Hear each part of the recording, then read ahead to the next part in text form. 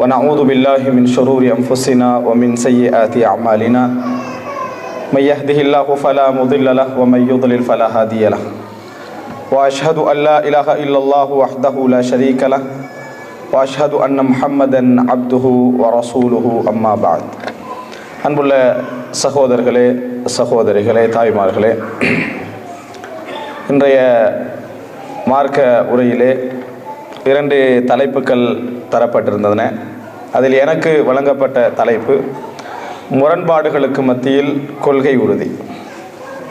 இங்கே அதாவது இந்த இடத்துடைய நேரம் 9 மணி வரைக்கும் தான் என்ன செய்கிறது, அதாவது உத்தியோகபூர்வமாக தரப்பட்டிருக்கிறது.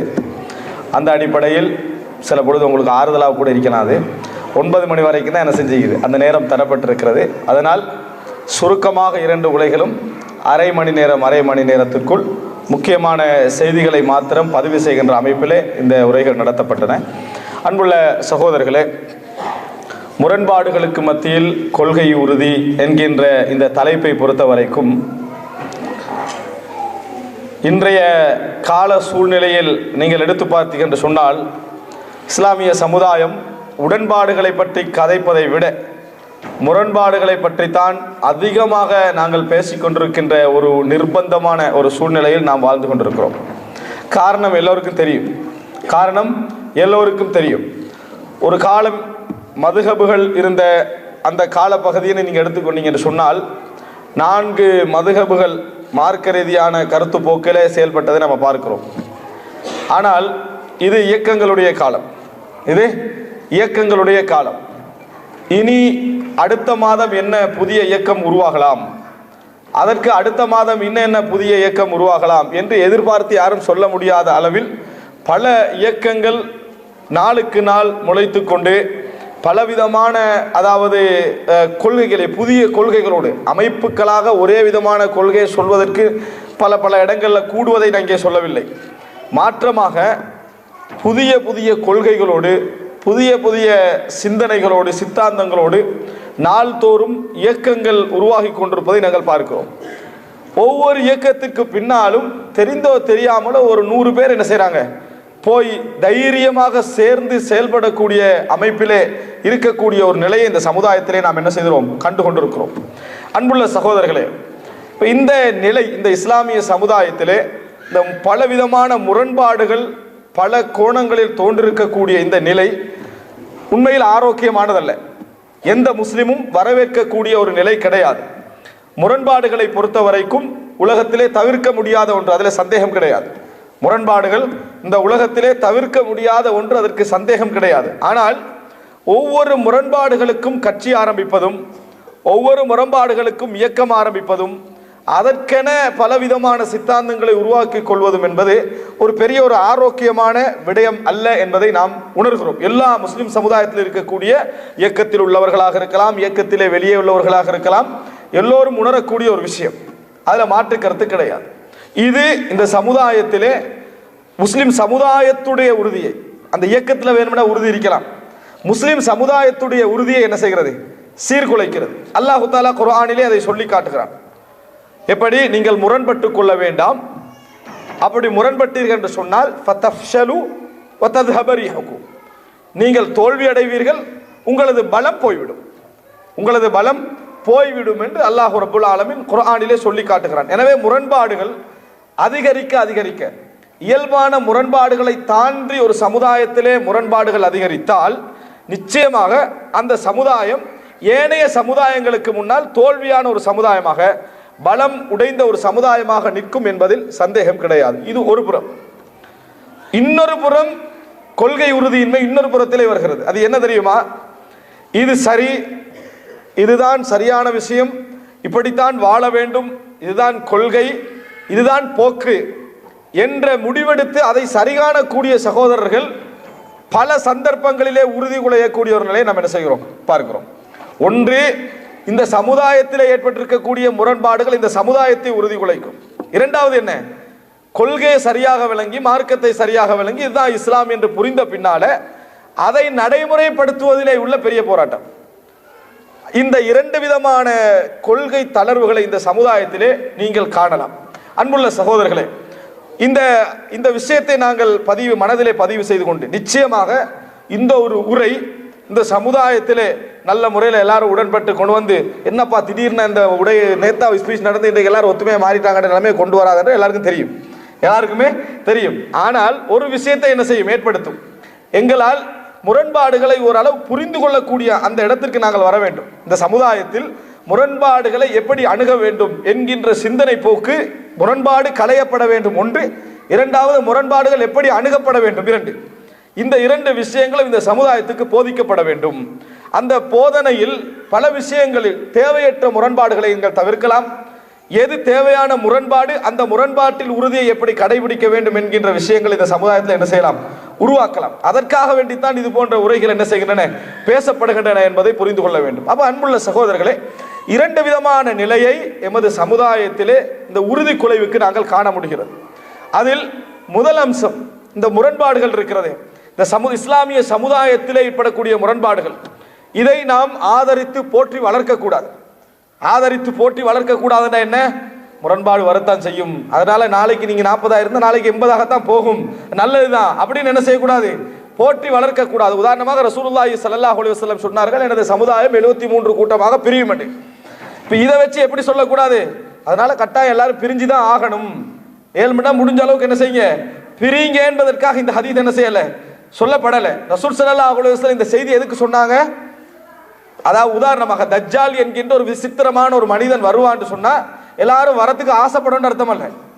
என்ன அர்த்தம், நிர்பந்தம், தவிர்க்க முடியாதது. அப்படி ஒருத்தம் வந்துதான் என்ன செய்வான், ஆகுவான் என்பது அர்த்தமே தவிர அப்படி ஒரு ஆள் வாரத்தை எதிர்பாருங்க அர்த்தம் அல்ல.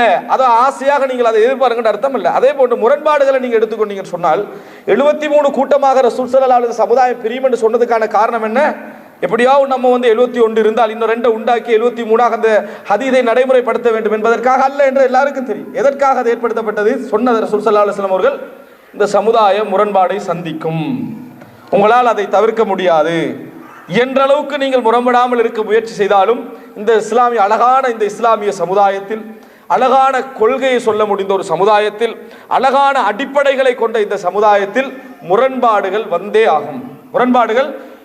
ஆகும், தவிர்க்க முடியாது, பிளவுகள் ஏற்பட்டே ஆகும் என்ற அந்த முன்னறிவிப்புக்கு தான் ரசூலுல்லாஹி ஸல்லல்லாஹு அலைஹி வஸல்லம் அவர்கள் இதை சொன்னார்கள். அன்புள்ள சகோதரர்களே, இந்த சமுதாயத்திலே இந்த முரண்பாடுகள் என்கின்ற அம்சங்களை பேசுகிற ஒவ்வொரு அமைப்புகளும் என்ன முன்வைப்பார்கள் அப்படின்னு நீங்க பார்த்தீங்க என்று சொன்னால், நாங்கள் ஒற்றுமையாக வாழ வேண்டும் என்கின்ற விஷயத்தை எல்லோரும் முன்வைப்பதை நீங்கள் பார்க்கலாம். எல்லோருமே ஒற்றுமையாக வாழ வேண்டும் என்று முன்வைப்பதை நாங்கள் பார்க்கலாம். ஆனால் அன்புள்ள சகோதரர்களே, ஒற்றுமைக்கு எது பங்கமாக இருக்கிறது என்று தெளிவாக தெரிகிறதோ அதை களைவதற்கு யாரும் தயாரில்லை என்பதையும் என்ன செய்யலாம், நாங்கள் இந்த சமுதாயத்திலே காண முடிகிறது. இப்போ உதாரணமாக இந்த இடத்துல குர்ஆன் சுன்னாவின் பக்கம் நாங்கள் வாழ வேண்டும் என்று சொல்லக்கூடிய இதே வார்த்தையை தான் எல்லா இடங்களிலும் குர்ஆன் சுன்னா பக்கம் வாழ வேண்டும் என்ற வார்த்தை சொல்லப்படுவதையும் நாம் என்ன செய்கிறோம், பார்க்கிறோம். இது ஒரு பெரிய சோதனையா இல்லையா? சில பொழுது இங்கே உள்ள எல்லோருக்கும் அது சோதனையாக இல்லாமல் கூட இருக்கலாம். காரணம், நேரம் இருக்கிறது, ஓரளவு மார்க்க உரைகளை கேட்கலாம் என்பது.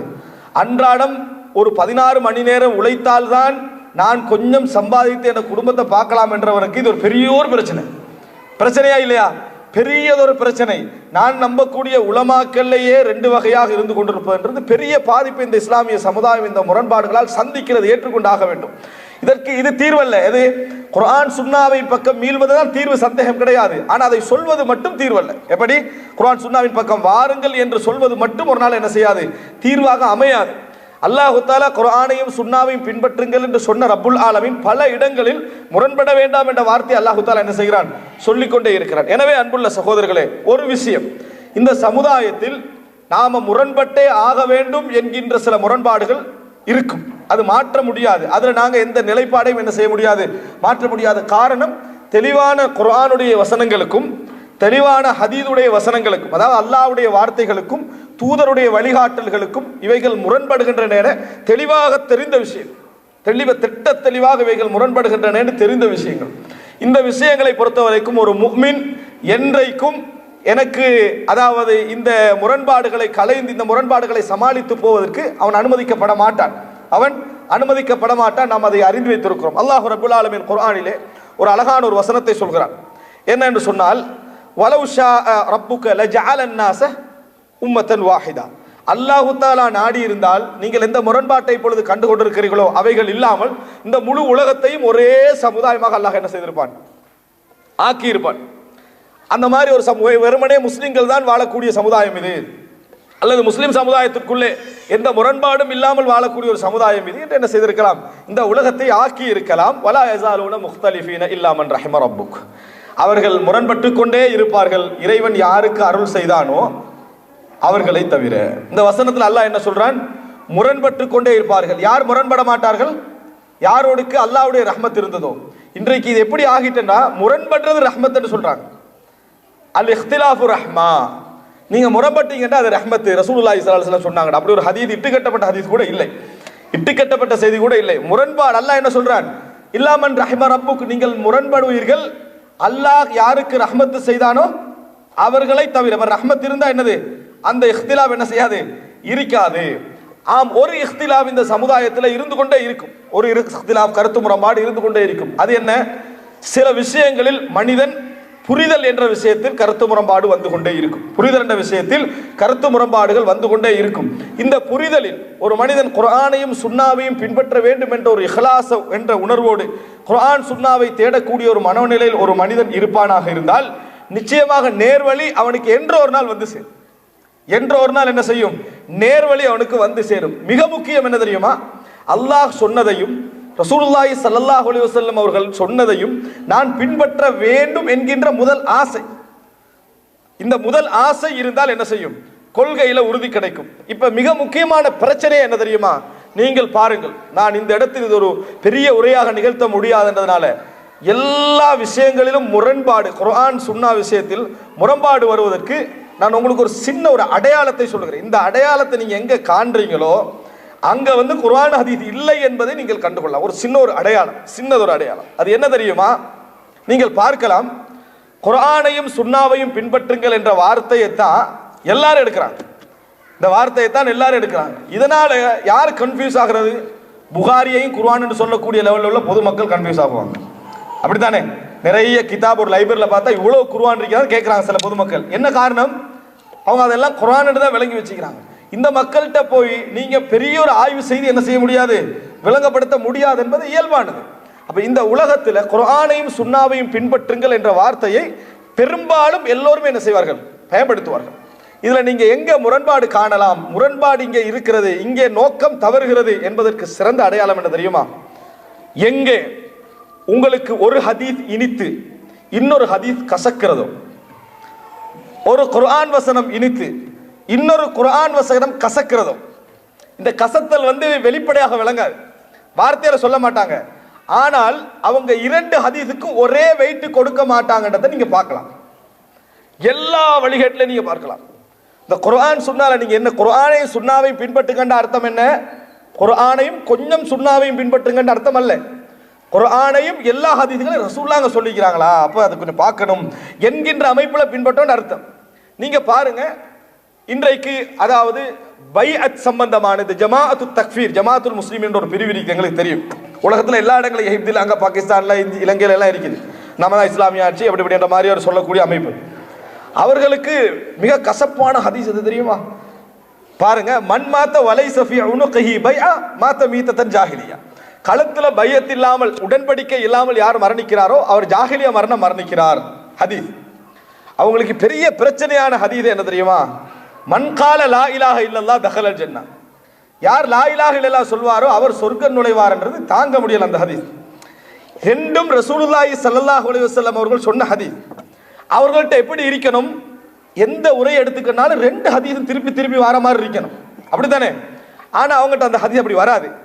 ஒரு ஹதீஸ் தான் அழகா, ரெண்டுமே சொர்க்கத்தை சொல்லக்கூடிய ஹதீஸ் தான், ஒரு ஹதீஸ் தான் ஆழமாக அந்த மக்களுக்கு மத்தியிலே கூடுதலாக முன்வைப்பார்கள். எப்ப இந்த ஹதீஸ் வரும் தெரியுமா, எங்கேயோ ஒரு விவாதத்தில் ஒரு கலந்துரையாடல ஒருத்தர் கேள்வி கேட்டா அப்படி ஒரு ஹதீஸ் இருக்குதான், அதை நாங்கள் மறுக்கவில்லை, அந்த ஹதீஸுடைய விளக்கம் என்ன தெரியுமா, வர்றதுல உங்களுக்கு என்ன விளங்கணும், ரெண்டும் புகாரில வருது, ரெண்டும் முஸ்லிம்ல வருது, ரெண்டும் ரசூல் ஸல்லல்லாஹு அலைஹி வஸல்லம் சொன்னது, நான் சொன்னாதான் இந்த ஹதீஸை எடுக்கிறானே தவிர இவனா இந்த ஹதீஸை எங்கேயும் என்ன செய்யறான் இல்ல சொல்றா இல்லையாடா. பிரச்சனை எங்க இருக்குது, அந்த இடத்துல இந்த ஹதீஸ் அவருக்கு இனிக்கவில்லை. எனவே குர்ஆனும் ஹதீஸின் பக்கம் அவர் அழைக்கல, குர்ஆனும் கொஞ்சம் ஹதீஸின் பக்கம் என்ன செய்கிறார், அவர் அழைக்கிறார் என்று அர்த்தம். அன்புள்ள சகோதரர்களே, இப்படி நிறைய உதாரணங்கள். உதாரணமாக இந்த காதியானி என்கின்ற பிரிவு எல்லாருக்கும் தெரிஞ்ச விஷயம். அவங்களுக்கு பிடிக்காத ஹதீஸ் தெரியுமா? லா நபிய பாதி, எனக்கு பின்னால நபி இல்லை. குர்ஆனுடைய வசனங்கள் எல்லாம் எடுத்து வாரி சொல்லக்கூடிய அவர்களுக்கு எங்க பிரச்சனையாகும் தெரியுமா? இந்த ஹதீஸ அவர்களாக எந்த ஸ்பீச்லயும் எடுக்க மாட்டாங்க. அவர்களாக எந்த ஹதீஸ் எல்லாம் எடுத்து பேசுறாங்களோ அவர்களாக இந்த ஹதீஸை எடுக்க மாட்டாங்க. ஏன் அந்த ஹதீஸ் அவர்களாக எடுக்க மாட்டார்கள்? காரணம் தெரியுமா? அது அவங்களுக்கு கசக்குது அந்த ஹதீஸ். ஆனா ரசூல் ஸல்லல்லாஹு அலைஹி வஸல்லம் சொன்னாங்கன்னு தெரியுது, கசக்குது. அது எடுத்தா அப்படி ஒரு ஹதீஸ் இருக்கு, அதில் நாங்கள் மாற்று கருத்து சொல்லவில்லை. யாராவது சொன்னாலே தவிர எடுக்க மாட்டார்கள். அன்புள்ள சகோதரர்களே, நீங்கள் இப்படி இது சின்ன ஒரு அடையாளம். இந்த அடையாளத்தை நீங்க அப்ளை பண்ணி பாருங்க.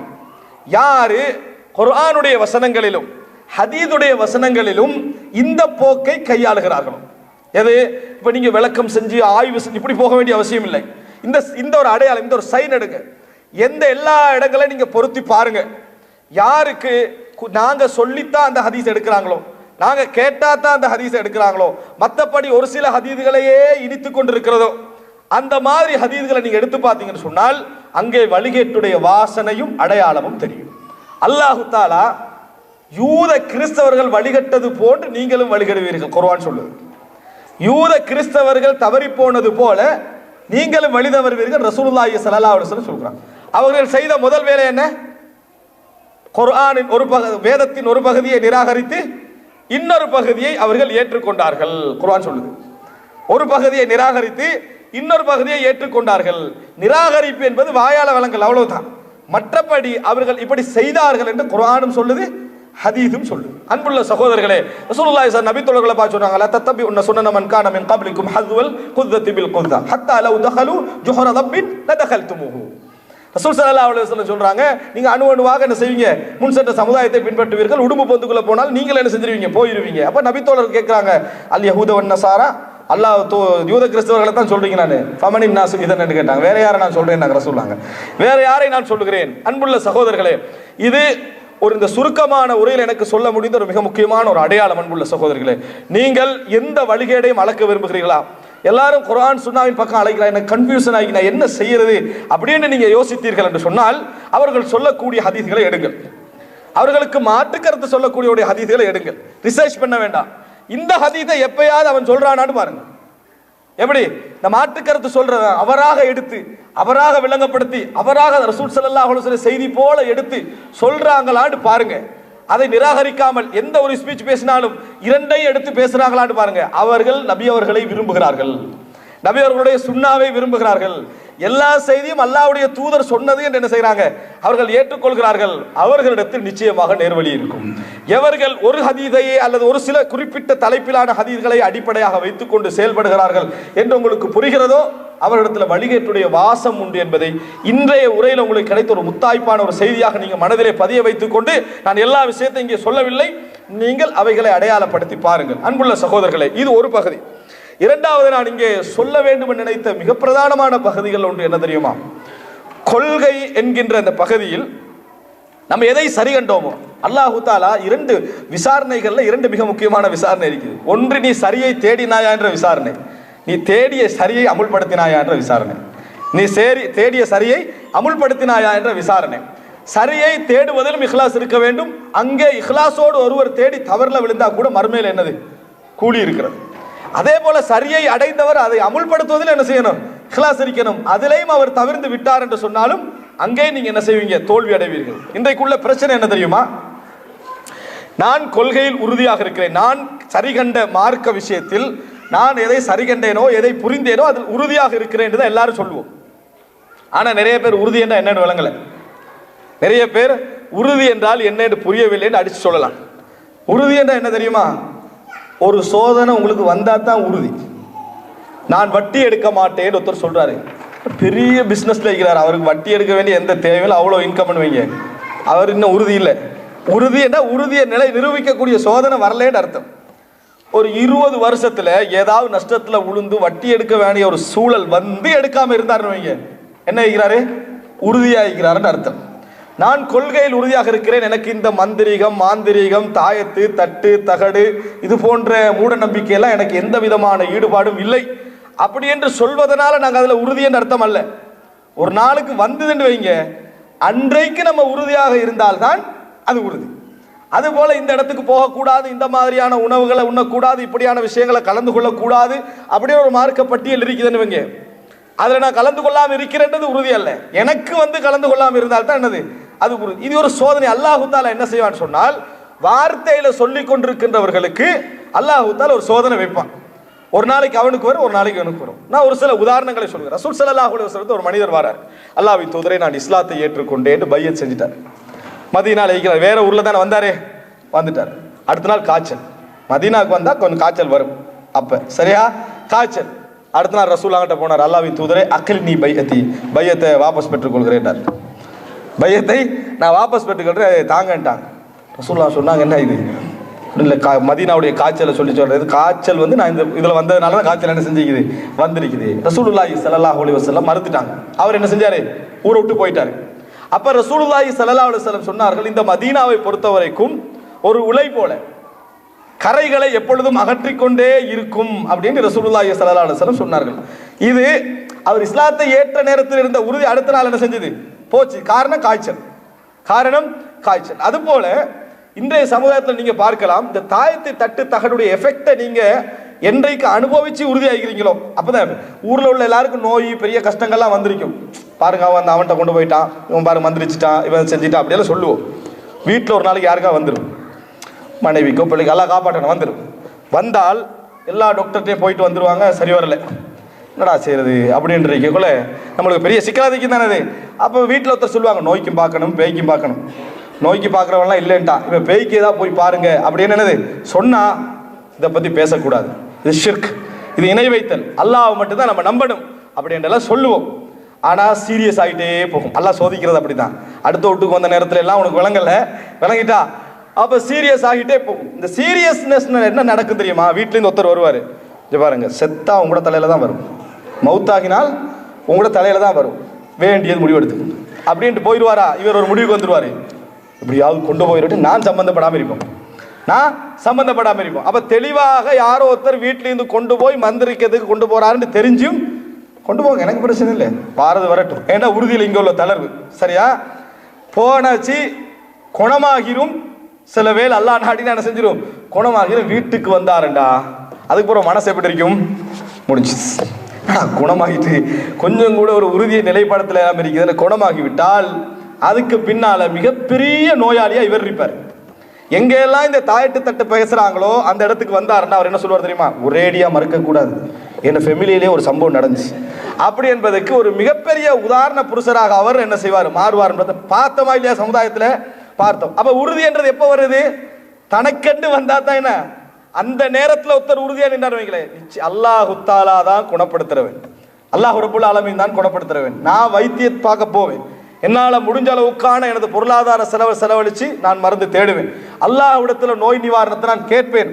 மற்றபடி நான் எதை இவ்வளவு காலம் சொல்லிக்கின்றிருந்தனோ, எது சரியான நம்பினோ அதில் நம்ம போக மாட்டேன். ஊரில் உள்ள எத்தனையோ பேர் திருமணத்துக்கு சொல்லிட்டு வந்திருப்பான், நான் அந்த ஹோல் கல்யாணத்துக்கு போக மாட்டேன், இந்த ஹோல் கல்யாணத்துக்கு போக மாட்டேன் ஒரு பிழை, உதாரணத்துக்கு சொல்றேன், அதுக்கு போக மாட்டேன், இதுக்கு இந்த கல்யாணத்துக்கு போக மாட்டேன், இதுக்கு போக மாட்டேன் அப்படின்றலாம் சொல்லிக்கிட்டு இருப்பாங்க. தண்ட வீட்டில் ஒரு கல்யாணம், இது நேரடியாக நடந்த சம்பவம். தண்ட வீட்டில் தன் மகளுக்கு ஒரு கல்யாணம். அப்போ என்னட்ட ஒரு கேள்வி வந்துடல, இந்த ஹோலில் கல்யாணம் விற்கிறது சம்பந்தமாக என்ன தீர்ப்புன்னு கேட்டாங்க. இப்போ நான் முதல்ல என்ன சொன்னேன்னா, நீங்கள் இப்போ கேட்குறது முதல் பிள்ளை. ஊரில் உள்ள எல்லார திருமண திறமையில கேட்டிருக்கணும். அந்த எந்த திருமண டைம்ல எந்த கேள்வியும் கேட்கலையே, தனக்கு வரலையே, தனக்கு வந்த உடனே அதை பற்றி மார்க் ஆய்வு செய்கிறாராம்.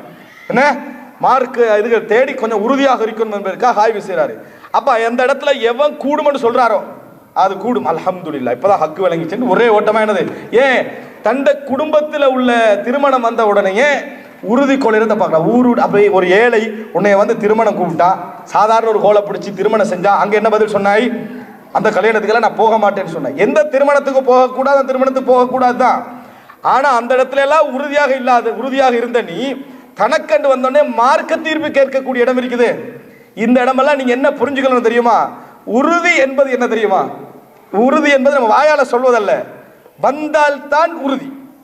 அல்லாஹ் குர்ஆன்ல சொல்றா, லிமா தகூலுன மா லா தஃஅலூன். இந்த வசனத்தை நம்ம எதுக்கு யூஸ் பண்றோம்னா, நம்ம வந்து ஒரு தீமையை தடுக்கிறோம், ஆனா நாங்க அந்த தீமையை செய்யறோம் என்பதுக்கு யூஸ் பண்றோம். ஆனா அந்த வசனம் அதுக்கு இறங்கல.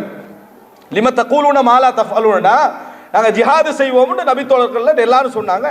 அப்படி சொல்லிட்டு இந்த நேரத்தில் அல்லாஹ் ஜிஹாதை கடமையாக்கிட்டான். கடமையாக்கின உடனேயே அல்லாஹ் அவங்க ஒரு சிலர் என்ன சொன்னாங்க, யா அல்லாஹ் ஏன் இப்போ அவசரமாக கடமையாக்கினாய் அப்படின்னு கேட்டார்கள். அப்போ அல்லாஹ் என்ன கேட்டான்னா, எதை நீங்கள் பின்னர் செய்ய மாட்டீங்களோ அதை ஏன் இப்போ சொல்றீங்க? இப்போ உங்களால் செய்ய முடியாது, நடைமுறைப்படுத்த முடியாது என்றால் திருப்பி ஏன் சொல்லுகிறீர்கள்? வந்தால் செய்யணும். பிரச்சனை என்று வந்தால் அதை எதிர்கொள்ள வேண்டும் என்பதுதான் கொள்கை உறுதி. அன்புள்ள சகோதரர்களே, சில இளைஞர்கள் கண்ணால பார்த்த சீதனம் எடுக்கக்கூடாது என்பதிலெல்லாம் மிக உறுதியாக இருந்த இளைஞர்கள். மற்றவர்களுடைய எந்த பெண்ணுடைய வாழ்க்கையில் இந்த சீதனம் இவ்வளவு பாதிப்பை ஏற்படுத்தி வரச்சனை வாங்க மாட்டேன் அப்படியெல்லாம் உறுதியாக இருந்த சில இளைஞர்கள், அவர்கள் என்ன நடக்குதுன்னா, தனக்கு திருமணம் வருது. திருமணம் வந்த நேரத்தில் அப்போ அந்த நேரத்தில் அட்வைஸ் கூடிடும். சீதனம் மற்றவங்க விஷயத்தில் ஓகே, நீ இப்போ கடைபிடிச்சியோ எல்லாம் சவுதி தான், போ வெளிநாட்டுக்கு தான் போக வேண்டியது. இப்போ இங்கே வாங்கிட்டேன்டா அழகாக ஒரு பிஸ்னஸ் ஆரம்பிக்கலாம், எல்லாம் செய்யலாம். மனைவி ஒன்று மனைவியில் பேர்லாம் எல்லாம் சொத்து இருக்க போகுது. ஏன்னா 4 பேர் அட்வைஸ் பண்ண என்ன செய்யும், மனசு அசைய ஆரம்பிக்கும். அதோட திருமண பேச்சுவார்த்தையில் உண்மை தானே பேசுவா, எவ்வளோ போடுவீங்கன்னு கேட்டால் இவர் அமைதியாக இருப்பார். இப்போ வெளியே கேட்பா 4 பேர், ஏன்னா பேசாமல் இருந்தானே உம்மா சொல்லக்குள்ள தட்டையெல்லாம் இருக்கிறாங்க. தாயை மிச்சம் கவனிக்கிற ஒரு மனநிலையில் என்ன செய்யறாரு, தாய் சொல்ற நேரத்தில் நான் எப்படி அப்படி நடந்து கொள்றது, தாய் தானே, தாயை தட்டக்கூடாது வரைக்கும். அப்போ மற்றவனுக்கெல்லாம் தாய் இருந்தானா இல்லையா, அவன் எல்லாம் தட்டாம கேட்டிருப்பானா இல்லையா, அதை நினைச்சியா நீ இல்லை. ஆனா தனக்கண்டு வந்தால் சட்டம் மாறுறது நம்ம சமுதாயத்தை பார்க்கிறோமா இல்லையா, இது கொள்கை உறுதியின்மை, இது தளம்பல். தனக்கென்று வார நேரத்தில் ஒருவன் காட்டக்கூடிய உறுதிதான் உண்மையான உறுதி. எனக்கென்று வந்தாலும் சரி, உலகத்திற்கு நான் எதை சொன்னனோ அதுதான்.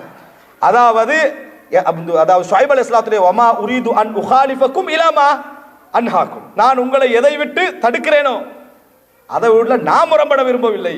நான் உங்களை எதை விட்டு தடுத்தேனோ அதைத்தான் நான் என்ன செய்வேன், தவிர்த்து கொள்வேன் என்று சொன்ன வார்த்தை நபிமாருடைய வாயால வந்த வார்த்தை. இந்த உறுதி எங்களோட வாழ்க்கையில் என்ன செய்ய வேண்டும், வர வேண்டும். இந்த இடையில தளம்பல் நிலை வரக்கூடிய மனோநிலை இருக்குது. இது உறுதியில் நம்ம ஒரு விஷயத்தை சொல்றோமா, முதல் ஆய்வு எப்ப செய்யணும் தெரியுமா? நமக்கு வரக்குள்ள ஆய்வு செய்யக்கூடாது. எல்லாருக்கும் வந்தால் ஆய்வு தான், அடுத்தவனுக்கு வந்தால் ஆய்வு, முன் வீட்டுக்கு வந்த ஆய்வு, எல்லா வீட்டுக்கு வந்தால் ஆய்வு இருக்கணும். தனக்கென்று வருகிற நேரத்தில் மட்டும் நான் ஆய்வு செய்வேன் என்கின்ற இந்த மனநிலை சுயநலத்தையும் எங்கள்கிட்ட உள்ள நயவஞ்சகத்தன்மையும் உறுதியின்மையும் தான் என்ன செய்யும், இது காட்டும். இன்றைக்கு சமுதாயத்தில் நீங்க எல்லா அமைப்பினரிலும் எல்லா சமுதாயத்திலும் நீங்க பார்க்கலாம், 5 நேரம் தொழுகையில் உறுதியாக இருக்காங்க, எல்லா நேரத்துக்கும் பஞ்சுவலா பள்ளிக்கு போறது. அதை உதாரணமாகவே சொல்வார்கள், பாருங்க அவங்க டைம் எப்படி தியாகம் செய்யறாங்கன்னு சொல்லி. இப்போ உலகத்தில் அவர்கள் தியாகத்துக்கு உதாரணமாக சொல்லப்படுவார்கள். அப்படியெல்லாம் சொல்லப்படுகின்றவர்கள் சீதனம் என்று ஆள் காணாம போயிடுறாரு. விளங்கிட்டா, சுபகுடைய நேரத்தை தியாகம் செய்து ஜமாத்துக்கு போனவர்கள் 20 லட்சத்தில் காணாம போயிடுறாங்க. என்ன தியாகம், நேரம் மட்டுமல்ல தியாகம், இறைவனது பார்வையில் தடுப்பது அனைத்தையும் இந்த உலக வாழ்க்கையில் நம்ம இல்லாமக்கிறணும். நம்ம அதை செய்யக்கூடாது. ஆனா ஒன்றில் வெற்றி அடைஞ்சு ஒன்றில் தோல்வி அடையக்கூடிய மனநிலை பார்க்கிறோமா, பார்க்கவில்லையா? அன்புள்ள சகோதரர்களே, ஃபஸ்தகிம் கமா உமிர்த வமன் தாப மஅக், நீ ஏவப்பட்டது போன்றும் உன்னோடு யாரெல்லாம் தௌபா செய்து மீண்டார்களோ அவர்களை போன்றும் உறுதியாக இருந்து கொள்ளணும். அந்த மாதிரி நீ அவர்களும் நீனும் உறுதியாக இருந்து கொள்ள வேண்டும் அப்படின்னு அல்லாஹ் தஆலா குர்ஆனிலே சொல்லி காட்டுகிறேன். அன்புள்ள சகோதரர், 2வது பகுதி இருக்கிறது, இஸ்திகாமா ஃபித்தீன், மார்க்கத்தில் உறுதியாக இருத்தல் என்பது என்ன தெரியுமா? வருகின்ற பொழுது உறுதியாக இருத்தல். வார்த்தையில் நம்ம எப்போ உறுதியாக இருக்கணும், வார்த்தையில் எப்பொழுது நம்ம உறுதியாகத்தான் இருக்க வேண்டும். ஆனால் அது எங்களுக்கு ஒரு நாள் வரும் என்றதை புரிஞ்சுக்கொள்ளணும். எங்களுக்கு ஒரு நாள் வரும் என்பதை நாங்கள் புரிந்து கொள்ள வேண்டும். இந்த விஷயத்தை நம்ம கொஞ்சம் கடைபிடித்தோம் என்று சொன்னால், நமக்கு வருகிற நேரத்தில் நாம் உறுதி காட்ட வேண்டும் என்கின்ற மனோநிலையை கடைபிடித்தோம் என்று சொன்னால் நிறைய நீங்கள் பார்க்கலாம். ஆனால் அன்புள்ள சகோதரர்களே, இதில் கவலையான விஷயம் என்ன தெரியுமா? உறுதியிலையும் அப்படி உறுதியாகவும் இருக்க மாட்டாங்க, நாளைக்கு அதை நியாயப்படுத்துறவர்களாகவும் என்ன செய்வார்கள், மாறுவார்கள். நேற்று யார் யாரெல்லாம் தவிர்த்தாங்களோ அவர்கிட்ட போய் நான் நேற்று உங்கள்கிட்ட தெரியாமல் அப்படி நடந்து கொண்டேன், நேற்று எனக்கு ஹக்கு வழங்கிச்சு அப்படின்னு என்ன தனக்கு வாழ்க்கையில் நடந்த சம்பவத்துக்கு பின்னால் போய் ஏற்கனவே உள்ள உறுதி உள்ளவர்களை அதாவது தலைமை விட்டதை பார்க்கிறோம். அன்புள்ள சகோதரர்களே, இன்னொரு முக்கியமான விஷயம், கொள்கையை ஆரம்பமாக பிரச்சாரம் செய்கிற நேரத்தில் முதலாவது ஏற்றுக்கொண்டவர்கள் யாராக இருப்பார்கள்? சாதாரண கூலி தொழிலாளிகள், கஷ்டப்படக்கூடிய மக்களாக இருப்பாங்க. அவங்க குடும்பத்தை விட்டு அதை விட்டு எல்லாத்தையும் விட்டு என்ன செஞ்சிருப்பாங்க, இந்த கொள்கைக்காக நின்றுப்பாங்க. அதுக்கு பின்னால தான் பிராடோ லேண்ட் க்ரூசர்லாம் வந்து சேரும். அதுக்கு பின்னால் அந்த கொள்கையில் அதெல்லாம் வந்து சேர்ந்த பின்னால இவங்க செகண்ட் ஆகிடுவாங்க. இவன் எதுக்காக வேண்டி ஊரோட முரம்பட்டானோ, உலகத்தோட எதுக்காக வேண்டி முரம்பட்டானோ, யார் சொல்லி கேட்டு முரம்பட்டானோ அவங்கெல்லாம் போய் சேர்ந்துருவாங்க. அவர்களெல்லாம் போய் என்ன, ஓ ரைட், இது சரிதானே என்று சேர்ந்துருவார்கள். யாருக்கு அகப்பட்டு கண்டிக்கிறது? இந்த பிலால் ரதியுல்லாஹு போன்றவர்கள், சுஹைப் ரதியுல்லாஹு போன்றவர்கள், அதே போல இந்த அதாவது சாதாரண நிலையில் இருக்கின்றவர்கள் என்ன செய்ய நடப்பாங்க. அன்புள்ள சகோதரர்களே, மக்கா வெற்றி நேரம் ரசூலுல்லாஹி ஸல்லல்லாஹு அலைஹி வஸல்லம் அவரிடத்தில் அபூ சுஃபியான் இஸ்லாத்தை ஏற்றுக்கொள்வதற்காக வந்து கொண்டிருக்கிறார். அபூ சுஃபியான் இஸ்லாத்தை ஏற்றுக்கொள்வார். அபூ சுஃபியான் யாரு? மிகப்பெரிய மக்காவுடைய கோத்திரத்துடைய தளபதி, பெரிய தலைவர். அவர் வந்துட்டு பெரும் எதிர்பார்ப்பு மதீனால.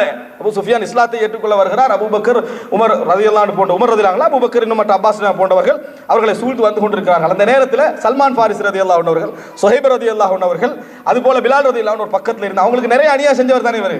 அவங்க பார்த்துட்டு சொல்றாங்க, வல்லாஹி மா அகதத் சுயூஃபுல்லாஹி மா அகதஹா, அல்லாஹ்வுடைய வாள்கள் எதிரியை சரியா பதம் பார்க்கல அப்படின்னு வார்த்தையில் சொல்றாங்க. ஆத்திரத்திலே கவலையிலே அபூ சுஃபியான் வந்து இங்க வாராரு, இப்ப கொண்டாடத்தானே வாராரு என்ற மாதிரி அவர்கள் ஒரு வார்த்தையை சொல்றாங்க. இது அபூபக்கர் காதுல விடு. மக்கா வெற்றி நேரம், பெரும் தலைவர் இஸ்லாத்தை ஏற்றுக்கொள்ள வாராருன்னா மதீனா எப்படி இருக்கும்? வெற்றி வேறு, அதாவது சரண்டர் ஆகிற மாதிரி கிட்டத்தட்ட. இந்த நேர அபூபக்கர்லாம் போய் அந்த 3 பேர்ட்ட சொன்னாங்க, தகூலுன ஃபீ சய்யிதி குரைஷின் வ ஷேഖிஹிம், இந்த மாதிரியான வார்த்தையை நீங்க ஒரு குறைஷி தலைவரை பார்த்தா சொல்றீங்க, ரசூல் ஸல்லல்லாஹு அலைஹி வஸல்லம் கிட்ட சொல்லுவேன்னு போய் ரசூல் ஸல்லல்லாஹு அலைஹி வஸல்லம் இடத்துல சொல்லிவிட்டார்கள். இப்போ நபி அவர்கள் தலைமை பீடம் என்ற இடத்திலிருந்து இதை பார்த்தீங்கன்னு சொன்னா இது பெரிய ஒரு அதாவது இன்சல்ட்டாக ரசூலாங்க எடுக்கணும். அதை ரசூல் ஸல்லல்லாஹு அலைஹி வஸல்லம் கேட்டாங்க அபூபக்கர்லாம் பார்த்து, அக்லப்தஹும் யா அபூபக்கர், அபூபக்கரே அவர்களை கோபப்படுத்திட்டீங்களா அப்படின்னு கேட்டாங்க. அபூபக்கரே அந்த 3 பேரை நீங்க கோபப்படுத்திட்டீங்களா அப்படின்னு கேட்டாங்க.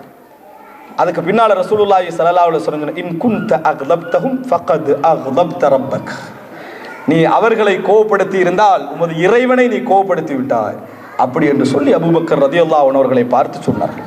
அவர்களை நீங்க கோபப்படுத்தி இருந்தீங்கன்னு சொன்னா உங்களுடைய இறைவனை கோபப்படுத்தி விட்டீர்கள். உடனே அபூபக்கர் ரலியல்லாஹு அன்ஹு நேர அந்த 3 பேர் இடத்துல போனாங்க. அபூ சுஃபியானை மறந்துட்டாரு. நேர அந்த 3 பேர் இடத்துல போனாரு. போய் சொன்னாரு, அக்லப்துக்கும் யா இஹ்வதா, உங்களை நான் கோபப்படுத்தி விட்டானா என் சகோதரர்களே என்று கேட்டாங்க. அதற்கு அவர்கள் சொன்ன பதில் என்ன தெரியுமா? லா யக்ஃபிருல்லாஹு லக்கும், அல்லாஹ் உங்களை மன்னிக்கட்டும், நீங்க எங்களை கோபப்படுத்தவில்லை என்ற வார்த்தை அவர்கள் என்ன செய்தார்கள், சொன்னார்கள் என்பதை பார்க்கிறோம். அன்புள்ள சகோதரர்களே, இறுதி வரைக்கும் உறுதி. ரசூல் ஸல்லல்லாஹு அலைஹி வஸல்லம் அதே பிலாலோடு தான் காபத்துல்லாஹ்க்குள்ள போனாங்க. எந்த பிலால் இதை சுமந்து கொண்டு திரிந்தார்களோ அதே பிலாலோடு தான் காபத்துல்லாஹ்க்கு போனாங்களே ஒழிய அபூபக்கர்லாம் அவட போகலையே. அதுதான் அன்புள்ள சகோதரர்களே, உறுதி என்பது இருக்கிறதே. எந்த நிலை எங்களை சூழ்ந்து வந்தாலும் சரி, அச்சமான சூழ்நிலை கூட வந்தாலும் சரி, அதே போன்று சந்தோஷமான சூழ்நிலைகள் சூழ வந்தாலும் சரி, எங்களது உறுதியில் என்ன செய்யக்கூடாது, இப்ப எனக்கென்று இது வருகிறது, நான் தளரக்கூடாது. இதுதான் சோதனை. இந்த இடம் தான் நான் இறைவனிடத்திலே உண்மையானவனா இல்லையா, என்னோட சிதுக், எனது உண்மையான மனநிலை சோதிக்கப்படக்கூடிய இடம் என்பதை என்ன செய்ய வேண்டும், உணர்த்தக்கூடிய இடம். அல்லாஹு தாலா அந்த மாதிரியான சோதனைகள் தருகிற நேரத்தில் நாங்கள் ரெடியாகிடணும்.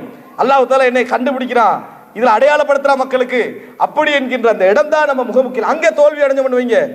கொள்கை உறுதி என்பது என்ன, போலியாக நாங்கள் என்ன செய்திருக்கிறோம், பேசியிருக்கிறோம் அல்லது தோல்வி அடைகிறோம் என்கின்ற இடத்துக்கு என்ன செய்வோம், தள்ளப்படுவோம். எனவே அன்புள்ள சகோதரர்களே, இந்த மனோநிலை ஒன்று நாம் இந்த சமுதாயத்திலே முரண்படுகிறது என்பது, முரண்பாடுகள் தவிர்க்க முடியாத ஒரு சமுதாயம். இதுல நம்ம எதுவுமே செய்ய முடியாது. அல்லாஹ் தஆலா சொல்லுகிறான், தேவையற்ற முரண்பாடுகளை களைந்து எதெல்லாம் எங்களுக்கு இந்த சமுதாயத்தில் நாங்கள் முரண்பட்டு ஆக வேண்டும் என்று நம்ம அடையாளப்படுத்தப்படுகிறோமோ அதை அடையாளம் கண்டுகொள்வதற்கு நான் சொன்ன அந்த வழியை நீங்கள் சிந்தித்து பாருங்கள். ஒரு அளவில் சிந்தித்து பாருங்கள், உங்களுக்கு புரியும். அது இரண்டாவது அம்சம், நம்ம எந்த கொள்கையை சொல்கிறோமோ அதில் இறுதி வரைக்கும் தனக்கென்று வருகிற நேரத்தில் அந்த உறுதியை காட்டி இறுதி வரைக்கும் உறுதியாக இருக்கக்கூடிய அந்த மனோநிலையும் அல்லாஹ் ரப்புல் ஆலமீன் எம் அனைவருக்கும் தந்தருள் பாலிப்பானாக. அதே நேரம் நிறைய விஷயங்கள் இது விவரித்து சொல்லப்பட வேண்டிய நிறைய விஷயங்கள் உண்டு.